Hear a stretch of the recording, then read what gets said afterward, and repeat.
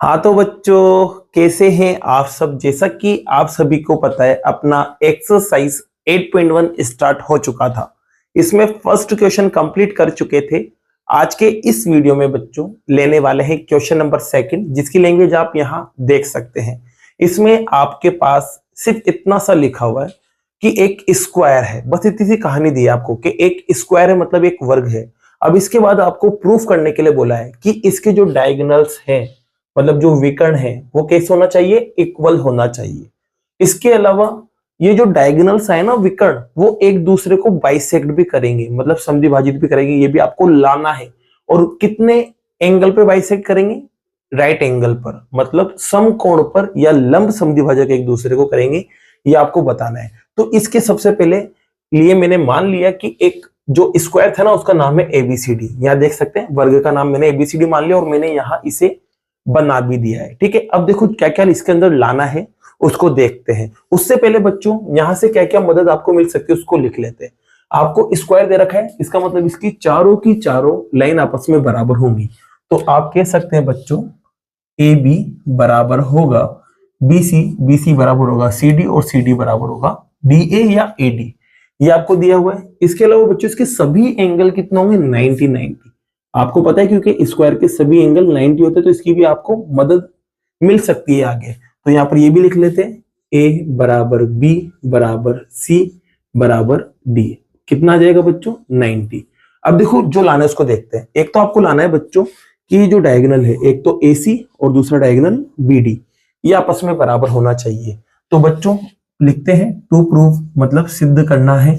इसके अंदर लिखेंगे एक तो ए सी बराबर आ जाए बी डी के। ठीक है, अब इसके अलावा बच्चों जहां भी एक दूसरे को कट कर रहे हैं, जैसे कि मान लो यहाँ कट कर रहे हैं, इसका नाम ओ मान लेता हूं मैं, तो ये एक दूसरे को बाइसेक्ट करेंगे, मतलब समद्विभाजित। इसका मतलब ये है कि ये वाला टुकड़ा इसके बराबर आ जाए और ये वाला टुकड़ा इसके बराबर आ जाए। ये भी आपको लेके आना है। तो ओ ए बराबर ओ सी लाना है एक तो, ओ ए बराबर ओ सी।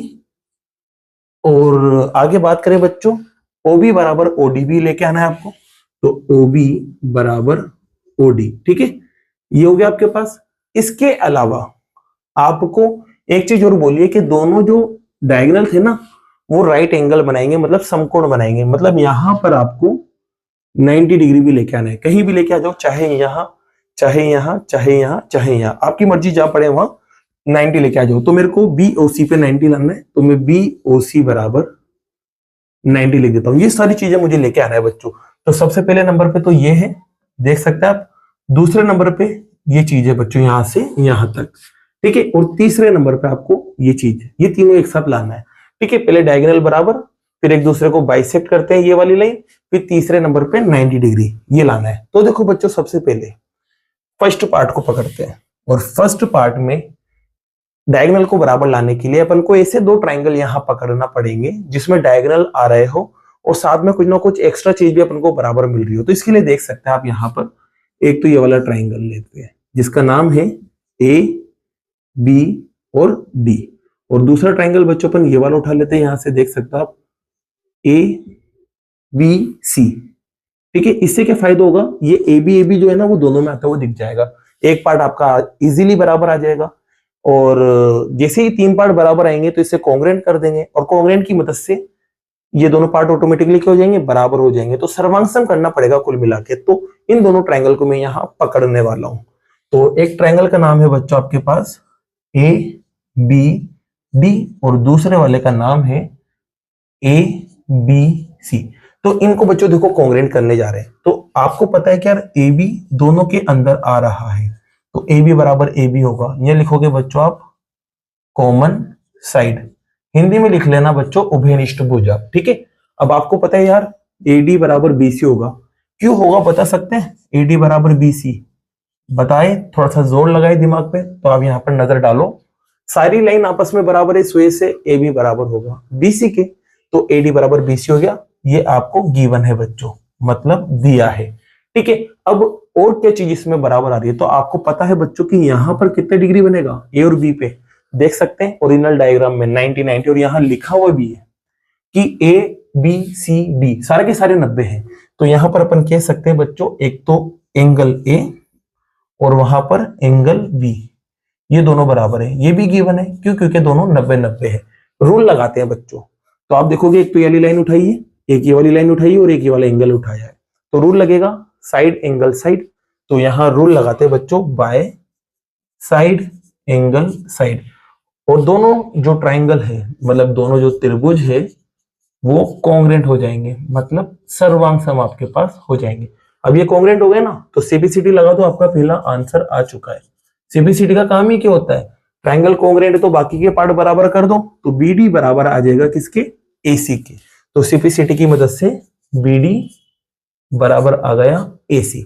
ये आपके बच्चों पहला प्रूफ आ चुका है। ठीक है, पहला प्रूफ आ गया और इसे इक्वेशन फर्स्ट दे देते हैं, आगे काम आ सकती है। ठीक है, अब दूसरा प्रूफ करते हैं। दूसरे प्रूफ में देख सकते हैं आप, आपको OA बराबर OC लाना है और OB बराबर OD लाना है। तो OA बराबर OB और OB बराबर OD कैसे लाएं? तो इसके लिए आपको ऐसे दो ट्राइंगल पकड़ना पड़ेंगे जिसके अंदर ये चारों लाइनें आ रही हो। तो इसके लिए बच्चों देखो सीधा सा है, आमने सामने वाले ट्राइंगल को आप पकड़ लो, एक तो ये वाला और एक ये वाला, काम हो जाएगा। तो जैसे कि बच्चों आप देखोगे यहाँ एक तो ये वाला ट्राइंगल है जिसका नाम है AOD और एक ये वाला ट्राइंगल है जिसका नाम है COB। अब एक बात ध्यान रखना बच्चों, जो स्क्वायर होता है ना, जो वर्ग होता है, उसकी आमने सामने वाली लाइन बराबर होती है, साथ में पैरेलल भी होती है। क्या होती है? पैरेलल। तो यहाँ पैरेलल वाला रूल लगाएंगे अपन। कैसे लगाएंगे देखना यहाँ पर। सबसे पहले बात करें बच्चों यहाँ पर इन दोनों को कॉन्ग्रेंट करने की, तो आपको पता है यार AD बराबर होगा BC के, सीधी सी बात है, क्योंकि सारी लाइन बराबर है। अब आप देखोगे यार ये दोनों लाइन पैरेलल भी होंगी, तो यहाँ Z बन जाएगा। क्या बन जाएगा? Z। देख सकते हो, एक तो ये वाला Z, ये वाला Z बन रहा है, जिससे ये वाला पार्ट इसके बराबर आ जाएगा, क्योंकि Z वाले एंगल बराबर होते हैं ना। ऐसे एक और Z बन रहा है, देखो यूं दिख गया, एक और Z दिखा, तो ये वाला एंगल बराबर आ जाएगा इस वाले एंगल के। तो आप देख सकते हो तीन चीजें बराबर आ गई बच्चों इसके अंदर, तो ये भी कॉन्ग्रेंट हो गए। तो इसको भी फटाफट अपन लिख लेते हैं। तो इस वाले ट्राइंगल का नाम है बच्चों आपके पास OAD और उधर वाले का नाम है OBC। क्या है बच्चों? OBC। तीन चीजें बराबर लाते हैं, तो तीन चीजें बराबर लाने के लिए सबसे पहले आपको पता चला कि यार इसका तो AD और उसका BC बराबर है। क्यों बराबर है? क्योंकि गिवन था, दिया है। ठीक है, सारी लाइन बराबर थी। इसके अलावा बात करें तो अभी अपन ने देखा कि ये वाला इसके बराबर आ रहा है, तो ODA बराबर आ रहा है OBC के। ये लो यहाँ पर दूसरी चीज बराबर आ गई आपके। यहाँ पर रीजन लिखना बच्चों अल्टरनेट इंटीरियर एंगल, हिंदी में लिखना अंतः एकांतर कोण। ठीक है, एक और बात बच्चों बात करें तो यहाँ देखो इसमें ये वाला पार्ट इसके बराबर आ रहा है, तो OAD बराबर आएगा बच्चों, किसके बराबर आएगा? OCB के। किसके? OCB। आप देख सकते हो ओरिजिनल डायग्राम में मैंने Z बना के बताया था आपको। ठीक है, ये बराबर आ गया। इसमें भी सेम रीजन आप यही वाला लिख देना, अल्टरनेट इंटीरियर एंगल, मतलब अंतः एकांतर कोण। रूल लगाए बच्चों, तो दो एंगल और एक साइड आ रही है, इस वजह से एंगल साइड एंगल यहां लग जाएगा। तो लगाते हैं बाय एंगल साइड एंगल। जिसे एंगल साइड एंगल लगा ना, आपके दोनों ट्राइंगल के हो जाएंगे कॉन्ग्रेंट, मतलब सर्वांग सम हो जाएंगे बच्चों। तो OAD कॉन्ग्रेंट हो चुका है OBC के, और ये कॉन्ग्रेंट हुए तो CPCT की मदद से ये वाला पार्ट इसके बराबर और ये वाला पार्ट इसके बराबर आ जाएगा। तो यहां CPCT लगा देते हैं बच्चों बाय CPCT, और इससे आपको मिलेगा बच्चों OA बराबर OC, OA बराबर OC और AC OB बराबर OD। ये लो आपके एक और पार्ट आ चुका है बच्चों, जो कि आपको सेकंड पार्ट में लाना था। देख सकते हैं ये पार्ट आपके आ चुके हैं। तो बच्चों आप इसका स्क्रीनशॉट ले लो, फिर उसके बाद इसको रफ करके थर्ड पार्ट को अपन प्रूफ करते हैं। तो बच्चों ये अपने काम की चीजें, इसको छोड़कर मैं बाकी सबको यहाँ रफ करने वाला हूँ। तो इनको रफ करते हैं, फिर बाकी थर्ड पार्ट को अपन यहाँ शुरू करते हैं बच्चों। तो जैसा कि बच्चों जो जो काम की चीजें थी उन्हें मैंने यहाँ रहने दी, बाकी सब कुछ यहाँ रफ कर दिया है। अब स्टार्ट करते हैं पार्ट नंबर थर्ड को। इसमें आपको लाना है 90 डिग्री। अब 90 डिग्री लाना है आपको यहाँ पर O पर, चाहे आप यहाँ लेके आओ, चाहे यहाँ, चाहे यहाँ, चाहे यहाँ, कहीं भी एक जगह 90 लेके आ जाओ, आपका काम हो जाएगा। तो मैं BOC पे 90 लाऊंगा। तो इसके लिए बच्चों क्या करूंगा, इन दोनों पास पास वाले ट्राइंगल को मैं पकड़ूंगा सबसे पहले।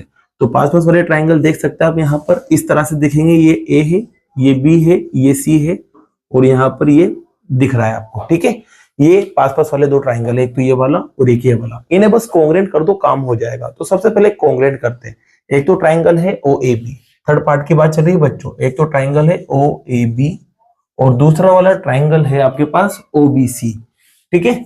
अब इसमें तीन पार्ट बराबर लाते हैं, तो इसके लिए देख सकते हैं ओ बी जो है वो ऊपर भी आ रहा है और नीचे वाले में भी आ रहा है। तो आप कह सकते हैं यहाँ पर ओ बी बराबर ओ बी, क्या लिखोगे बच्चों, कॉमन साइड, हिंदी में लिखोगे उभयनिष्ठ भुजा। इसके अलावा बच्चों ए बी बराबर है बी सी के, क्योंकि चारों की चारों लाइन बराबर थी, इस वजह से ए बी बराबर होगा बी सी के। यहां लिख दोगे बच्चों आप गिवन, मतलब दिया है। इसके अलावा बच्चों तीसरी चीज क्या बराबर है, तो आप देखना यहाँ पर ओ सी बराबर आ चुका है ओ ए के। कैसे, यहां देख सकते हो ओ ए बराबर ओ सी है या ओ सी बराबर ओ ए है, बात एक ही है। तो आप कह सकते हैं बच्चों ओ ए बराबर ओ सी। यहाँ पर आप इक्वेशन सेकंड दे देना और लिख देना यहाँ पर बाय इक्वेशन सेकंड, समीकरण 2 से, ठीक है। अब तीनों लाइंस बराबर आ रही है बच्चों, इसकी तीनों लाइन और इसकी तीनों लाइन दोनों बराबर आ रही है, तो यहाँ पर रूल लग जाएगा एस एस एस। और जो दोनों ट्राइंगल है आपके पास, एक तो है ओ ए बी और दूसरा है ओ बी सी, दोनों के दोनों कॉन्ग्रेंट हो जाएंगे। जैसे कॉन्ग्रेंट होंगे बच्चों तो सीपीसीटी यहाँ लग जाएगा। क्या होगा, सीपीसीटी लग जाएगा। तो यहाँ सीपीसीटी लगा देते हैं, तो सीपीसीटी से आपके पास बच्चों क्या होगा, ये वाला एंगल और ये वाला एंगल दोनों बराबर आ जाएंगे। तो आप कह सकते हैं O A B, sorry A O B और बी ओ सी, दोनों के दोनों बराबर है। दोनों को फिर से मैं मान लेता हूं एक्स, ठीक है बच्चों, ये मैंने मान लिया यहाँ पर, ठीक है। अब जैसे ही एक्स माना दोनों को, क्या मान लिया बच्चों, एक्स। तो आपको पता है ये लाइन है और लाइन पर दो एंगल बने या तीन बने, उनको प्लस करने पर 180 आता है। तो आप कह सकते हैं बच्चों एक तो ए ओ बी और एक बी ओ सी, दोनों को प्लस करेंगे तो 180। रीजन क्या लिखोगे बच्चों, linear pair of angles, Hindi में लिखोगे रैखिक युग्म कोण। अब आपको पता है ए ओ बी भी क्या माना आपने एक्स, बी ओ सी भी क्या माना एक्स, तो दोनों जगह एक्स एक्स आ जाएगा यहाँ पर। तो एक्स प्लस एक्स बराबर में क्या चल रहा है 180। आप देख सकते हैं कितने एक्स हो जाएंगे, तो यहाँ 2x हो जाएंगे और बराबर 180। एक्स को जब आप निकालेंगे तो 2 कदमों में जाएगा इसके, और 2 से 80 कट जाएगा 90 टाइम। जैसे 90 टाइम कट हुआ ना, तो आपको बच्चों एओबी और बीओसी मिल गया। और मैं यहाँ पर सिर्फ बीओसी को उठा रहा हूँ क्योंकि मुझे बीओसी लिखा है मैंने यहाँ पर। तो बीओसी आपने माना था x, और x की वैल्यू जब आप यहाँ रखोगे तो बीओसी कितना आ जाएगा, 90 आ जाएगा। तो बीओसी भी 90 आ चुका है। तो ये लो बच्चों आपका थर्ड काम भी क्या होगा, कंप्लीट हो चुका है।